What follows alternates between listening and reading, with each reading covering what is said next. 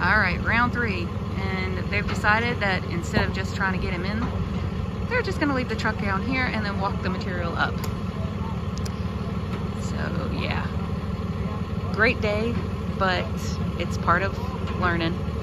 Now this guy knows next time he has to deliver to a drive like this, he will know better to just bring something with him or to actually deliver them himself from the road, which is what he's gonna do.